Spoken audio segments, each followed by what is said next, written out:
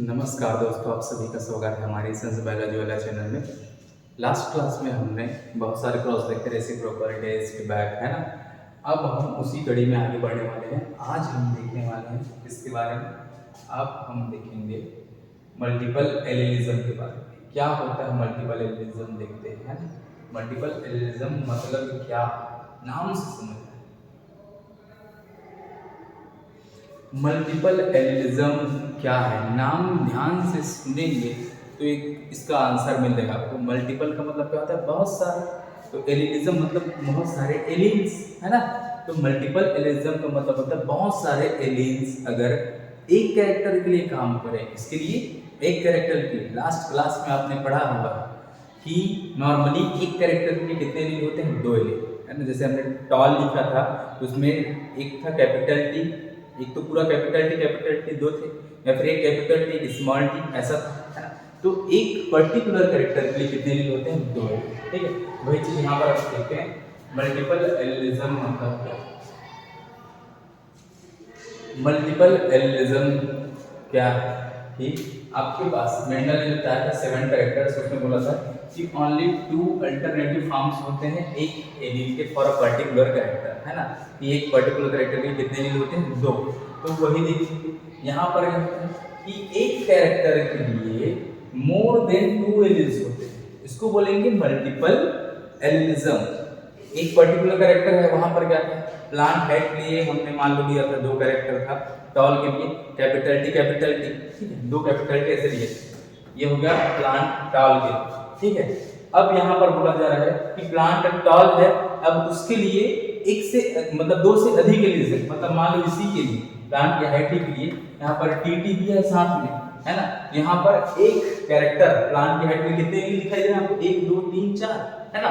तो अगर यहाँ पर एक कैरेक्टर के लिए ऐसे 2 से ज्यादा एलिल्स दिखाई देंगे उसको हम बोलते हैं मल्टीपल एलिलिज्म। क्लियर। तो यही है मल्टीपल एलिलिज्म, है ना, जिसमें आप एक पर्टिकुलर कैरेक्टर के लिए एक से अधिक एलिल्स के बारे में देखते हो, ठीक है। तो यहाँ पर कि more than 2 different form of a given gene exist in a species, they are referred to as multiple alleles, है ना। एक क्रोमोसोम में अगर एक पर्टिकुलर कैरेक्टर के लिए 2 से ज्यादा एलील हो तब उसको बोलेंगे हम क्या, मल्टीपल एलिल्स। जैसे कि आपको दिखाया यहाँ पर आपको ये सांप दिखाई दे रहा है, सांप का स्किन कलर आपको यहाँ पर पीला, ब्राउन, ब्लैक ऐसे दिखाई दे रहा होगा, है ना। तो यहाँ पर स्किन का कलर इसमें क्या है, अलग अलग है, ब्राउन भी इसमें, येलो भी है, और कहीं कहीं पर इधर ऐसा व्हाइट वगैरह भी है। तो स्किन के ही कलर के इसमें हो सकता है इसके पास अलग अलग कलर के लिए अलग अलग टाइप के जीन हो। कि कोई जीन स्किन का ही है ना, कलर स्किन का ही है लेकिन अलग अलग कलर दे रहा है, ठीक है। हम बात कर रहे हैं किसकी, इसके स्किन की, है ना। अब इसी की स्किन में 3-4 कलर है, येलो भी है, ब्राउन भी है, व्हाइट भी है, ऐसा। तो एक पर्टिकुलर कैरेक्टर के लिए मान लो ऐसे 2 एलील भी देखोगे तो केवल स्किन के ही कलर के लिए इसके पास 3 है, इसके लिए 3 कलर, तो 3 के लिए अगर 2-2 एलील भी देखोगे फिर भी 6 एलील हो रहा है। मतलब केवल स्किन की कलर के इसके पास 6 एलील, अगर 2-2 भी मार रहे हैं कलर के लिए तो, है ना, हो सकता है इससे ज्यादा भी हो। तो इसी प्रकार अगर नॉर्मल एक कैरेक्टर के लिए कितने एलील होने चाहिए, 2 से ज्यादा एलील्स हैं तब उसको बोलेंगे मल्टीपल एलिलिज्म, ठीक है। ये इसके एग्जांपल से आप समझ लो, है ना, कि इसके जो अलग अलग कलर हैं उसके लिए अलग अलग एलील है। मतलब केवल स्किन के कलर के लिए इसमें बहुत सारे एलील्स काम कर रहे हैं स्किन के कलर देने के लिए, ठीक है। तो ये हो गया, ठीक है। तो यहाँ पर ये जो एलील्स बनते हैं वो कैसे बनते हैं, एलील्स जो बनते हैं वो बार बार रिपीटेड म्यूटेशन के कारण बनते हैं, है ना। ये डीएनए है, ये डीएनए, इस डीएनए में ये हिस्सा मान लो जीन है ना। अब उसी को तो एलील बोल रहे हैं अपन, है ना, जीन वाला हिस्सा उसी को एलील बोल रहे हैं, उसी का कोई दूसरा रूप, इसी के फोटोकॉपी को हम बोलते हैं क्या, एलील। तो इस जीन में म्यूटेशन हुआ और म्यूटेशन से इसकी फोटोकॉपी हो गई, है ना, मतलब इसका एक कॉपी बन गया, ठीक है। तो ये क्या है, एक ही जीन है, मान लो ये जीन बी है ना। अब इसी का अगर म्यूटेशन हुआ और इसकी फोटोकॉपी बनी, ये दूसरा एक फोटोकॉपी यहाँ पर अपन बना रहे हैं। अब ये एरिया इसको हम बोल रहे हैं स्मॉल बी, है तो वही जीन लेकिन इसका दूसरा रूप, ठीक है। तो इसी तरह से जब इसमें म्यूटेशन होता है कोई एलील में तब ऐसे इसके अलग अलग एलील्स बनते, बहुत सारे एलील्स अगर बन रहे हैं तो वो ऐसे रिपीटेड म्यूटेशन का रिजल्ट है, उसमें बार बार म्यूटेशन हो रहा है, लेकिन ये अलग डायरेक्शन में, डिफरेंट डायरेक्शन में, तो एक ही जगह पर नहीं होता, अलग अलग जगह पर ऐसे हो रहा है, तो उसी जीन की अलग अलग कॉपीज हो रही है बार बार ऐसे, ठीक है। तो ऐसे बनते हैं मल्टीपल एलील्स, ठीक है। यहाँ पर multiple alleles show meristic type of variations, है ना, ये क्या शो करते हैं, meristic type of variation show करते हैं। मेरिस्टिक टाइप वेरिएशन का मतलब समझ रहे हैं कि जिसकी संख्या में वृद्धि हो जाना या फिर संख्या में कमी हो जाना, है ना। मान लो जैसे 5 फिंगर्स होते हैं नॉर्मली, कितने दिखाई दे रहे हैं आपको, 5, है ना। 5 की जगह पर एक ऐसे निकल आया, ये हो गया 6 फिंगर्स, है ना। तो ये नॉर्मल से थोड़ा सा हट गया ना, तो नॉर्मल से हट के इसकी संख्या में क्या हो गया, चेंज, पहले 5 थे, है ना, अब क्या है, ये 6। तो वही अगर नॉर्मल संख्या से अगर ज्यादा हो जाए या फिर ये 4 हो जाए ऐसे, है ना, तो इसको हम बोलते हैं मेरिस्टिक टाइप ऑफ वेरिएशन, इसकी संख्या से रिलेटेड या फिर कोई पार्ट से रिलेटेड, ठीक है, इसको बोलते हैं मेरिस्टिक वेरिएशन। जैसे 5 फिंगर्स की जगह 6 फिंगर्स का होना, 12 जोड़ी पसलियों की जगह 13 जोड़ी पसलियों का पाया जाना, ऐसे, ठीक है। तो ये होता है मेरिस्टिक वेरिएशन, ठीक है। यहाँ पर स्पष्ट है, यहाँ पर नंबर और पार्ट्स इन्वॉल्व रहते हैं, इनका अरेंजमेंट, 5 की जगह 6, है ना, फिर उंगलियां, है ना, 5 यहाँ पर एक हट गई तो फिर ये ऐसे शिफ्ट हो गई ऐसे, तो 5 की जगह 6 आ गया ऐसे, तो ये क्या होता है, आपका मेरिस्टिक वेरिएशन कहलाता है। इसके एग्जांपल्स आप देखिए, यहाँ पर एग्जांपल्स, इसको ध्यान से देखिएगा, है ना। एग्जांपल्स आपको मार करके रखना है कि कौन किसका एग्जांपल है, मल्टीपल एलिलिज्म का कौन सा एग्जांपल है, आपको ऐसे मार करके रखना होगा, ठीक है। तो मल्टीपल एलिलिज्म का एग्जांपल क्या है, एक कैरेक्टर क्या है, आई कलर, क्या है, आई कलर, किसमें, ड्रोसोफिला में, ये है ड्रोसोफिला, फ्रूट फ्लाई, है ना। इस ड्रोसोफिला में आई कलर के लिए कितने एलील काम कर रहे हैं, 15, कितने, 15 एलील काम कर रहा है, तो मोर देन 2 हुआ कि नहीं हुआ, ये बिल्कुल मोर देन 2, इसको बोलते हैं मल्टीपल एलिलिज्म का एग्जांपल, है ना। कि ड्रोसोफिला में उसका जो आई कलर है वो 15 एलील के बेस पर है, ऐसा लाल रंग की इसकी आंखें जो दिखाई दे रही है ना, ये क्या है, 15 एलील्स काम करते हैं उसको ऐसा रंग देने के लिए, ठीक है। ये 3 एलील्स होते हैं for blood group in humans, ये भी देखिए, हमारे में टोटल कितने ब्लड ग्रुप्स हैं, जनरली 4 ब्लड ग्रुप हैं, कितने हैं, 4 ब्लड ग्रुप। इस 4 ब्लड ग्रुप को देने के लिए कितने एलील्स काम करते हैं, 3 एलील, ऐसे यहाँ पर देखिए, आई ए, आई बी और स्मॉल आई, ऐसे 3 एलील्स काम करते हैं, है ना। तो हमारे ब्लड में 90 नंबर के क्रोमोसोम पर ऐसा आई जीन पाया जाता है, क्या जीन पाया जाता है, आई जीन। अब इसी में ऐसे म्यूटेशन या फिर फोटोकॉपी हो के इसका डुप्लीकेट बन के यहाँ पर आई जीन के ऐसे 3 कॉपीज बन गई हैं, जिसको हम बोलते हैं आई ए, आई बी और एक स्मॉल आई, ठीक है। तो ऐसे हमारे पास ऐसे 3 जीन्स रहते हैं, कितने जीन्स रहते हैं, 3 जीन्स, ठीक है, ब्लड ग्रुप के लिए। तो एबीओ ब्लड ग्रुप ह्यूमंस में यहाँ पर वही दिखाई देगा कि आई जीन रहता है, उसमें ऐसे 3 रूप है। 4 एलील्स रहते हैं coat colour in rabbit, rabbit का कोट, रैबिट कोट पहनता है, देखो ना, मस्त वाला कोट पहनता है, कोट का मतलब उसके स्किन के कलर की बात कर रहे हैं, है ना। तो रैबिट में जो कोट कलर है वो कैसा है आपका, इसमें भी ना एलील्स काम करते हैं, 4 एलील्स हैं। तो यहाँ पर आप देखिए, आपको दिखाते हैं, ये हो गया नॉर्मल, समझ गए ना आप लोग, ये सब एकदम इजी है, ठीक है। मल्टीपल एलिलिज्म मतलब बहुत सारे alleles for a particular character, ठीक है। ये देखिए, ये 5 की बजाय 6 उंगलियां, ठीक है। यहाँ पर 12 जोड़ी की बजाय 13 जोड़ी, देखिए यहाँ पर काउंट कीजिए तो एक ज्यादा काउंट हो गया, 1 2 3 4 5 6 7 8 9 10 11 12 और ये 13, यहाँ पर कितने दिखाई दे रहा है आपको, 13, तो उधर भी 13, मतलब टोटल 13 जोड़ी रिप्स है। जनरली कितने पाए जाते हैं, 12, लेकिन है कितने, 13। तो ऐसे संख्या में इनकी ना वृद्धि हो जाती है, ठीक है। इसी को हम बोल रहे हैं मल्टीपल एलिलिज्म, ठीक है।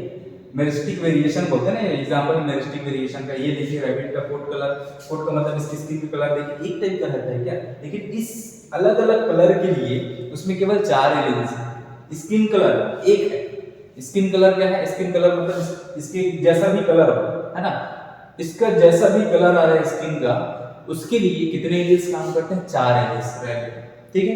ये हो गया। अब ह्यूमन ब्लड के बारे में देखिए, यहां पर समझिए क्या है ह्यूमन ब्लड में, है ना। ह्यूमन ब्लड ग्रुप आप देखिए, कि 9th नंबर के क्रोमोसोम पर ह्यूमन ब्लड ग्रुप का जीन रहता है, मतलब आई जीन जो है, आई जीन है ना, आई जीन जो है कौन से क्रोमोसोम पर रहता है, 9, ये 9 नंबर क्रोमोसोम है भाई। ये दोनों साथ में मिलकर के कितने नंबर के क्रोमोसोम है, 9, ये है 9, है ना, वो भी 9। तो ऐसे 9 नंबर के क्रोमोसोम पर आपके ब्लड ग्रुप के एलील्स पाए जाते हैं, ठीक है। अब यहाँ पर देखिए आई ए आई बी डोमिनेंट है किसके ऊपर, स्मॉल आई के, ठीक है। मतलब अगर आई ए के साथ अगर स्मॉल आई है तो आई ए अपना कैरेक्टर शो करेगा, है ना, यहाँ पर ए शो कर रहा है तो ए ब्लड ग्रुप। अगर आई बी के साथ स्मॉल आई है तो यहाँ पर ये डोमिनेंट है, तो यहाँ पर कौन सा ब्लड ग्रुप बन जाएगा, बी बन जाएगा ऐसे। लेकिन अगर स्मॉल आई और स्मॉल आई है तो यहाँ पर किसी भी प्रकार की डोमिनेंसी नहीं है, तो रिसेसिव है, तो ये बनाएगा अपना ओ ब्लड ग्रुप। क्या बनाएगा, ओ ब्लड ग्रुप, ऐसा, ठीक है। तो यहाँ पर वही चीजें हैं, देखिए कि 6 जीनोटाइप होते हैं ब्लड ग्रुप के, आई ए आई ए और स्मॉल आई बी बी, यहाँ पर है आई बी और स्मॉल आई, यहाँ है आई ए बी।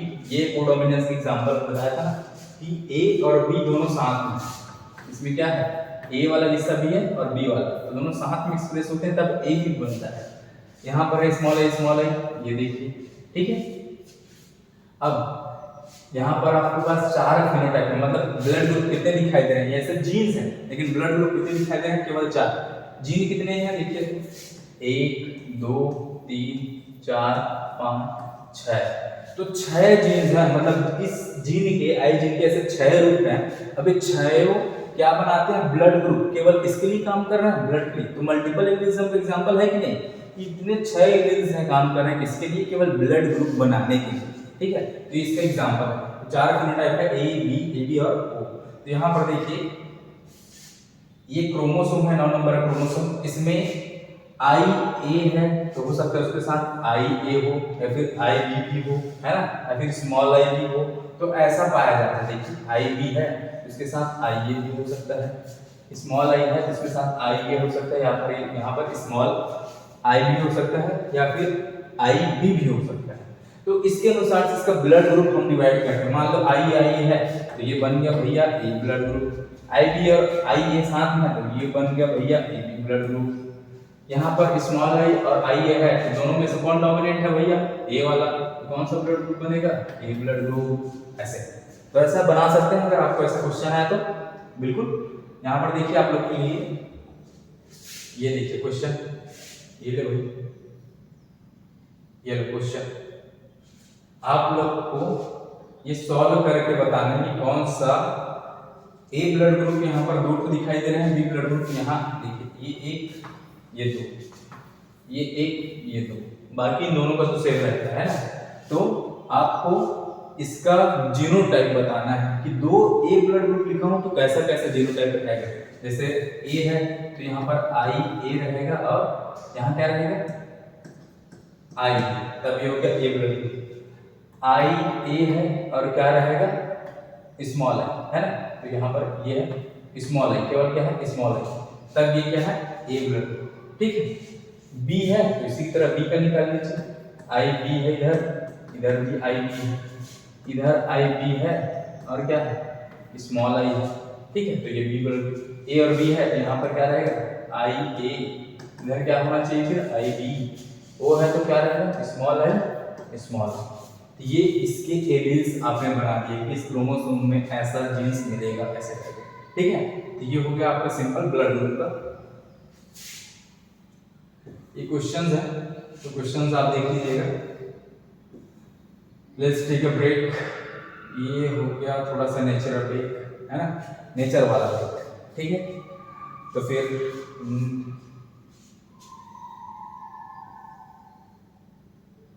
प्लियोट्रॉपी क्या है भाई,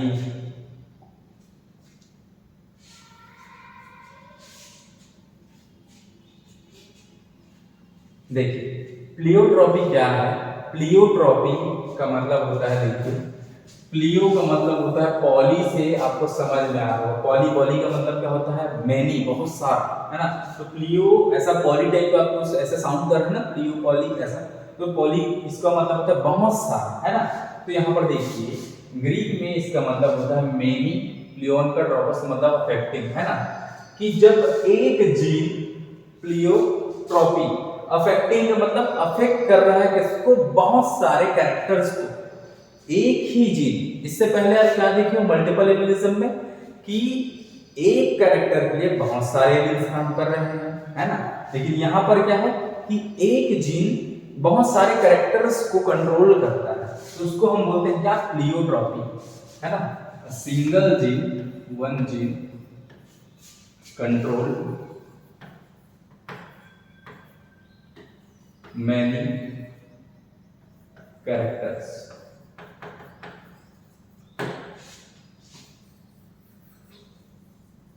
ये a single gene control many characters, इसको बोलते हैं प्लियोट्रॉपी, ठीक है। A condition in which a single gene influences more than one trait is known as pleiotropy, ठीक है। As such a gene is called pleiotropic gene, ठीक है। तो ऐसे जीन्स जो प्लियोट्रॉपी ऐसा नेचर शो करते हैं इसको हम क्या बोलते हैं, प्लियोट्रॉपिक जीन बोलते हैं, ठीक है। तो यहाँ पर कुछ एग्जांपल्स देखिए, PKU एक ऐसा डिसीज है, PKU है ना, इसका पूरा नाम क्या है, फिनाइलकेटोन्यूरिया, ठीक है। एक है स्टार्च ग्रेन सिंथेसिस, ठीक है। तो ये आपको एग्जांपल याद रखने हैं, प्लियोट्रॉपिक का एग्जांपल क्या, कोडोमिनेंस का एग्जांपल क्या, इनकम्प्लीट डोमिनेंस का एग्जांपल क्या, तो ये एग्जांपल्स हमको याद रखने हैं, ठीक है। तो ये होगा PKU प्लियोट्रॉपिक एग्जांपल। अब PKU है क्या चीज देखिए, नॉर्मली हमारे शरीर में फिनाइलएलानिन बनता है, एक अमीनो एसिड है, क्या है, अमीनो एसिड, ये एक अमीनो एसिड है, ठीक है। फिनाइलएलानिन हमारे शरीर में बनता है नेचुरली, है ना, क्योंकि वो अमीनो एसिड है। अब इसको क्या किया जाता है, एक जीन है जिसको बोलते हैं प्लियोट्रॉपिक जीन, इस डीएनए में, इस डीएनए में क्रोमोसोम नंबर 12 में एक जीन रहता है जिसको हम बोल रहे हैं प्लियोट्रॉपिक जीन। ये जो जीन है ये एक एंजाइम बनाता है जिसको बोलते हैं क्या, हाइड्रोलेज एंजाइम। अगर पूरा नाम बोलेंगे तो फिनाइलएलानिन हाइड्रो क्या है, हाइड्रोलेज, है ना। तो ये जो एंजाइम है हाइड्रोलेज, ये क्या करता है, इस फिनाइलएलानिन को कन्वर्ट करता है किसमें, टायरोसिन में। यहाँ पर कन्वर्ट कर देते हैं, कन्वर्ट कर रहा है कौन, हाइड्रोलेज एंजाइम, ठीक है। तो ये OH ग्रुप ऐड करता है इसमें फिनाइलएलानिन, और किसमें कन्वर्ट कर रहा है, टायरोसिन में। ये प्रोसेस लीवर में चल रहा है, किसमें चल रहा है, लीवर में, ठीक है। अब यहाँ पर ये फिनाइलएलानिन इसमें कन्वर्ट हो गया टायरोसिन में। अब टायरोसिन क्या करता है, टायरोसिन एक अमीनो एसिड है, क्या है, अमीनो एसिड है। अब टायरोसिन यहाँ पर थायरॉक्सिन हार्मोन, थायरॉक्सिन हार्मोन वगैरह से संबंधित है, ठीक है। ये टायरोसिन उसको कंट्रोल कर रहा है। मिलानिन क्या है, मिलानिन क्या है, पिगमेंट है, पिगमेंट, है ना, जो हमारे स्किन के कलर के लिए जिम्मेदार है, ब्लैक कलर। हमारे हेयर का जो कलर है ब्लैक, वो मिलानिन के कारण है। हमारे स्किन में मान लो डार्कनेस है तो किसके कारण है, मिलानिन के कारण है, ठीक है। तो डोपामिन ये क्या है, कि रिवॉर्ड सेंटर है, क्या है भाई, reward centre, reward centre, dopamine is the reward centre, है ना। ये हमारे ब्रेन में रिलीज होता है डोपामिन। जैसे हम अचानक से कोई चीज, जैसे किसी के प्रति ऐसे आकर्षित हो जाते हैं तो हमारा चेहरा एकदम खिलखिला जाता है ना, जैसे चॉकलेट वगैरह खाए अचानक से तो मन एकदम शांत हो जाता है, एकदम सुकून, तो सुकून देने वाला जो फीलिंग है ना, वो ऐसा डोपामिन रिलीज होने के कारण आता है, ठीक है। तो ये ब्रेन में रिलीज होता है, ठीक है। अब एड्रेनलिन, तो एड्रेनलिन क्या है, ये है इमरजेंसी हार्मोन, क्या है, इमरजेंसी हार्मोन, ये है इमरजेंसी हार्मोन। इमरजेंसी में अचानक से जैसे किसी को स्टेज में बुला लिया, घबराहट ही रहा, ऐसा लगता है ना, तो वो घबराहट से कौन बचाता है, एड्रेनलिन। अब ध्यान दीजिएगा, ठीक है, मान लो इस एरिया में किसी भी प्रकार का म्यूटेशन हुआ, इस जीन में किसी प्रकार का म्यूटेशन हुआ। अब ये हाइड्रोलेज एंजाइम यहाँ नहीं बन रहा, क्या नहीं बन रहा, हाइड्रोलेज एंजाइम, ठीक है। मतलब जब ये एंजाइम भी नहीं बन रहा है तो ये टायरोसिन भी नहीं बनेगा, क्योंकि फिनाइलएलानिन को इसमें कन्वर्ट करने वाला ही नहीं है, है ना। तब ये क्या है, शरीर में इकट्ठा होने लगता है, ब्रेन वगैरह में इकट्ठा हो गया, इसका सिक्रीशन हो रहा है। तो वहां पर जो मंद बुद्धि बच्चे पैदा हो रहे हैं ना, मंद बुद्धि बच्चा आ रहा है, ठीक है, उसके दिमाग बहुत कमजोर है, क्योंकि उसके दिमाग में क्या भर रहा है, फिनाइलएलानिन। क्यों भर रहा है वो, क्योंकि ये जो एंजाइम है वो नहीं बढ़ रहा है, क्योंकि उसके जीन में क्या हो गया, म्यूटेशन। ये जेनेटिक डिसऑर्डर है, जीन में म्यूटेशन हुआ ना, तो ये जेनेटिक डिसऑर्डर है जिसमें ये एंजाइम नहीं बनता, अब ये जो फिनाइल एलानिन है वो ऐसे क्या होने लगता है, एक्यूमुलेट होने लगता है, तो किडनी वगैरह इसको एब्जॉर्ब नहीं कर पाती है ना, पूरा एब्जॉर्प्शन होता है किडनी के द्वारा, जिसके कारण इसको शरीर से बाहर भी नहीं फेंका जा सकता। तो ये क्या करता है, शरीर में एक्यूमुलेट होने लगता है, तो बहुत सारे ऐसे सिम्टम्स दिखाई देते हैं एक्जिमा वगैरह। जैसे अब सिम्टम्स इसके अनुसार से देखिए, थायरॉक्सिन में प्रॉब्लम, थायराइड ग्लैंड वगैरह में प्रॉब्लम, मेलानिन के कारण डीपिगमेंटेशन होने लगता है। डीपिगमेंटेशन मतलब स्किन, ये जो बाल है, बाल का कलर ये धीरे धीरे व्हाइट होने लगेगा, मेलानिन के कारण ये काला है। अगर मेलानिन नहीं रहेगा तो ये कैसा होगा, व्हाइट हो जाएगा, है ना। स्किन का कलर मान लो ऐसा डार्क है, तो डार्क किसके कारण, मेलानिन के कारण। तो अगर मेलानिन भी नहीं कर रहा है ना, तो फिर क्या होगा, स्किन एकदम व्हाइट व्हाइट हो जाएगा, एकदम व्हाइट, है ना। डोपामिन, तो डोपामिन अगर रिलीज नहीं हो रहा है तो आप हमेशा परेशान रहोगे, है ना, आपको क्या है, किसी भी प्रकार का देखा जाए सुकून नहीं मिल पाएगा, ऐसा टाइप का, है ना। डोपामिन रिलीज नहीं हो रहा। एड्रेनालिन, तो इमरजेंसी हार्मोन भी रिलीज नहीं हो रहा है। तो सोचिए, कभी आपको घबराहट आई अचानक से ना, तो ये हार्मोन भी नहीं निकल रहा है आपको बचाने के लिए, ताकि उस घबराहट से बच सके, तो उसके कारण हार्ट अटैक वगैरह की भी संभावनाएं बढ़ जाएंगी। तो इतने सारे कैरेक्टर्स देखिए, एक जीन में एक जीन है वो इसको इसमें कन्वर्ट कर रहा है, उतने सारे कैरेक्टर्स को कंट्रोल कर रहा है। कौन, ये एक जीन, प्लियोट्रोपिक जीन, ठीक है, जो क्रोमोसोम 12 में। अब ये जीन अगर क्या होता है, म्यूटेट होता है, या फिर इसमें किसी प्रकार की गड़बड़ी आ जाती है, खराबी हो जाती है, तो ये टायरोसिन में नहीं बदल पाता, फिर ये सब प्रभावित हो जाता है। मतलब एक जीन इतने सारे कैरेक्टर्स को कंट्रोल कर रहा है, तो उसी को बोल रहे हैं प्लियोट्रोपी। एक जीन इतने सारे कैरेक्टर्स कंट्रोल कर रहा है, इसी को बोलते हैं प्लियोट्रोपी, ठीक है। ये हम, ये सिंपल समझ लीजिए, है ना, एकदम इजी है। हो सकता है फिनाइलएलानिन को इसमें कन्वर्ट करने वाला जीन कहाँ, कौन से क्रोमोसोम पर आ जाता है, तो ये आप मार्क करके लिख लीजिए, है ना। तो इसको फिनाइलएलानिन को कौन सा हार्मोन है, कौन सा एंजाइम है जो टायरोसिन में बदलता है, तो हाइड्रोलेज एंजाइम बदल रहा है, ठीक है। तो ये सब चीजें आप मार्क करके रखते रहिए, ठीक है। स्टार्च ग्रेन सिंथेसिस वो भी देखना है आपको, स्टार्च ग्रेन सिंथेसिस ये पीकेयू के बारे में है, तो ये तो जेनेटिक डिसऑर्डर में आप इसको पढ़ लोगे, जेनेटिक डिसऑर्डर में इसको स्टडी करेंगे अच्छे से, है ना।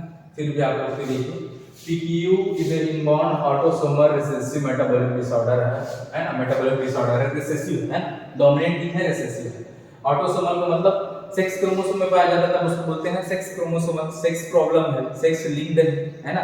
लेकिन ये क्या, क्रोमोसोम नंबर 12 में होता है, जाहिर सी बात है अगर 12 में हो रहा है तो क्या है, ऑटोसोम्स है ना। 1 से लेकर 22 तक क्या है, ऑटोसोम्स, क्रोमोसोम है ना, ऑटोसोम्स, ये क्रोमोसोम्स की बात कर रहे हैं, ठीक है। तो 1 से 22 तक क्या है, ऑटोसोम। और जो XY है या फिर XX, ये जो दो है, ये क्या कहलाते हैं, सेक्स क्रोमोसोम्स, सेक्स क्रोमोसोम्स कहलाते हैं। तो आपको पीक्यू को बताना है, ये कौन से क्रोमोसोम में हो रहा था, क्रोमोसोम 12 में।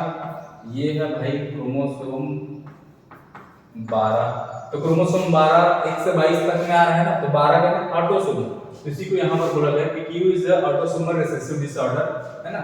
अब यहाँ पर क्या होता है, इसमें एक एंजाइम की कमी हो जाती है, फिनाइलएलानिन हाइड्रोक्सिलेज। कौन सा एंजाइम है, फिनाइलएलानिन हाइड्रोक्सिलेज की कमी हो जाती है। और ये एंजाइम का काम क्या है, कि फिनाइलएलानिन को किसमें कन्वर्ट करता है, टायरोसिन। किसमें कन्वर्ट कर रहा है, टायरोसिन में, और लीवर में हो रहा है ये काम, ठीक है। अब इसके कारण क्या होता है, अगर म्यूटेशन हो गया जीन में, तो फिनाइलएलानिन क्या है, ऐसे बढ़ने लगता है, इसकी मात्रा बढ़ने लगती है शरीर में, क्योंकि वो कन्वर्ट नहीं हो रहा है टायरोसिन में। अब इसकी मात्रा बढ़ने से ये हानिकारक है, ये हानिकारक है, तभी इसको ऐसे कन्वर्ट कर रहे थे ना अपन, तो ये हानिकारक है। इसकी मात्रा बढ़ने से फिर बहुत सारे सिम्टम्स नजर आते हैं, बहुत सारे प्रॉब्लम्स आ जाती है। देखिए, कि एक्यूमुलेशन हो जाता है इसका ब्रेन में, तो ब्रेन में अगर कुछ चीज जमा हो रहा है ना, जो हानिकारक है, तो उसके कारण मेंटल प्रॉब्लम, ठीक है, तो उसके कारण क्या हो जाता है, ऐसे ना वो बच्चे क्या हो जाते हैं, वो मंद बुद्धि के हो जाते हैं, जोजवा टाइप के। जोजवा मतलब समझ रहे हैं, देखिए मेंटल रिटार्डेशन इसका सिम्टम है। तो जोजवा का मतलब होता है जो मंद बुद्धि के बच्चे, उसको बोलते हैं जोजवा, ठीक है। तो ऐसे ना मंद बुद्धि टाइप के ना वो बच्चे पैदा होते हैं, ठीक है। उसके शरीर में आप देखिए, पुअर एब्जॉर्प्शन बाय किडनी, है ना। अदर सिम्टम्स क्या है, mental retardation, decrease in skin and hair pigmentation, eczema, skin inflammation. देखिए, अगर दिमाग में जमा हो रहा है तो दिमाग प्रभावित होगा तो मेंटल रिटार्डेशन है ना, दिमाग से संबंधित समस्याएं होंगी। अब क्या है कि उससे मिलेनियम भी प्रभावित होता है, तो यहाँ पर इसके बाल वगैरह व्हाइट हो जाएंगे, स्किन का कलर एकदम व्हाइट टाइप का हो जाएगा, है ना, ऐसे डार्क कलर के ऐसे आपको दिखाई नहीं देंगे, ठीक है। मिलेनियम ही नहीं रहा तो फिर कहाँ डार्क कलर, तो ऐसा। अब इसके कारण क्या होता है, स्किन इन्फ्लेमेशन। अब स्किन में ऐसे रैशेस पड़ जाते हैं, है ना, रैशेस क्यों पड़ जाएंगे, ऐसे इचिंग वगैरह, क्योंकि मेलानिन नहीं है, वो सनलाइट से प्रोटेक्ट करने वाला ही नहीं है, तो इसको फिर स्किन को ज्यादा प्रभाव पड़ेगा ही पड़ेगा, तो ऐसे लाल दिखाई देता है इसके कारण, ठीक है, एक्जिमा वगैरह के ऐसे सिम्टम दिखाई देते हैं, ठीक है। तो ये हो गया आपका पीकेयू के बारे में, ये सब जेनेटिक डिसऑर्डर में आप पढ़ोगे, फिर भी ये थोड़ा सा डिटेल। स्टार्च ग्रेन सिंथेसिस,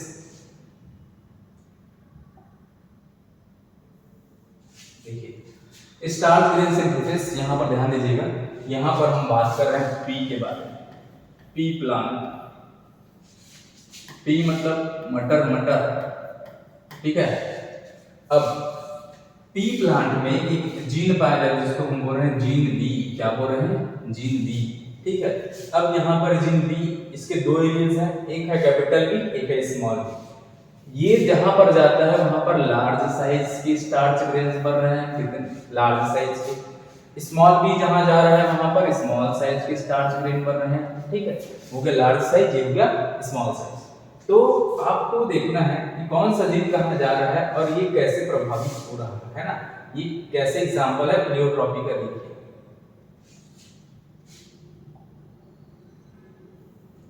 देखिए यहाँ है दो कैपिटल बी, यहाँ है दो स्मॉल बी, ठीक है। अब ये दोनों जीन किसके लिए जिम्मेदार है, राउंड कलर, राउंड के लिए, सीड है राउंड है, और इसमें लार्ज स्टार्च ग्रेन्स हैं, ऐसे लार्ज स्टार्च ग्रेन, ठीक है।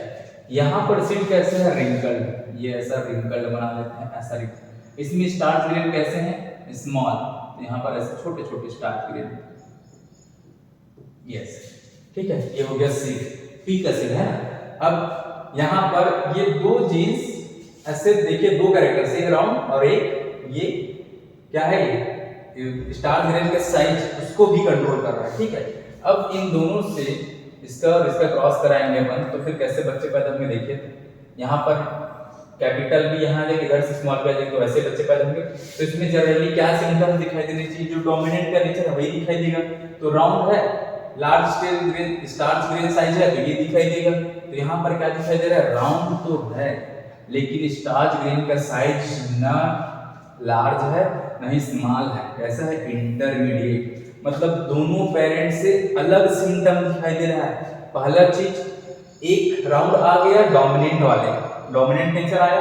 दूसरा क्या है, ना लार्ज रहा ना स्मॉल रहा, स्टार्च का ग्रेन का साइज कैसा है, इंटरमीडिएट। तो ये तो इंटरमीडिएट मतलब कोई अगर तीसरा कैरेक्टर नजर आ जाता है तो एग्जांपल है किसका, इनकम्प्लीट डोमिनेंस का, है ना, क्योंकि यहाँ पर ये भी शो कर रहा है अपना प्रभाव, ये भी शो कर रहा है ऐसे, तो इनकम्प्लीट डोमिनेंस का एक एग्जांपल है, ये वाला इनकम्प्लीट डोमिनेंस का एग्जांपल है, इनकम्प्लीट डोमिनेंस का, और ये वाला है डोमिनेंस का एग्जांपल, है ना, क्योंकि बी आ गया तो राउंड तो आ गया ना, इसमें रिंगल भी आ सकता था या फिर इंटरमीडिएट भी आ सकता था, लेकिन क्या है, राउंड, तो ये डोमिनेंट। अब इसी को हम सेल्फिंग कराते हैं, मतलब दोनों का सेल्फ क्रॉस करा रहे हैं, क्या करा रहे हैं, सेल्फ क्रॉस। तो क्या होता है, देखिए दोनों को सेल्फ क्रॉस कराने पर आपको कैसे बच्चे दिखाई देंगे, कैपिटल बी, ये हो गया कैपिटल बी स्मॉल बी, ये हो गया स्मॉल बी ऐसा, ठीक है। तो यहाँ पर ये जो बना है, ये कैसा बना है, ये बना है आपका राउंड, एंड क्या है, स्टार्च ग्रेन साइज क्या है, लार्ज, कैसा है, लार्ज, ठीक है। यहाँ पर कैसा बना है, ये भी राउंड है, ये दोनों क्या है, राउंड, ये दोनों राउंड है, लेकिन इसमें इंटरमीडिएट साइज है स्टार्च ग्रेन का, इंटरमीडिएट साइज है स्टार्च ग्रेन का। यहाँ क्या है, रिंकल है, क्या है, रिंकल। अब इसमें स्टार्च ग्रेन का साइज कैसा है, देख लीजिए, small grain size, small starch grain, yes. तो आपको यहाँ पर दिखाई दे रहा होगा, देखिए इन दोनों में डोमिनेंट नजर आएगा, राउंड भी है, इसमें भी राउंड है, लेकिन यहाँ पर इसका जो जीनोटाइप है, इसका जो स्टार्च ग्रेन है ना, स्टार्च ग्रेन का जो साइज है वो आपको अलग अलग दिखाई देगा। देखिए यहाँ पर इसका सीड का शेप आपको क्वेश्चन इससे पूछा जा सकता है कि जो स्टार्च ग्रेन वाला जो एक्सपेरिमेंट है पी प्लांट में, उसमें जो डोमिनेंट नेचर कौन शो करता है, मल्टीपल एलील का एग्जांपल है ना, डोमिनेंट नेचर कौन शो कर रहा है देखिए। तो यहाँ पर क्या है बी बी, यहाँ पर ये क्या है डोमिनेंट नेचर शो कर रहा है ना, यहाँ पर डोमिनेंट नेचर शो कर रहा है ये सीड शेप। लेकिन यही जगह स्टार्च ग्रेन में क्या होता है कि यही बी और स्मॉल बी ये इनकम्प्लीट डोमिनेंस शो कर रहे हैं, किसके बेस पे, स्टार्च ग्रेन के साइज के बेस पे, है ना।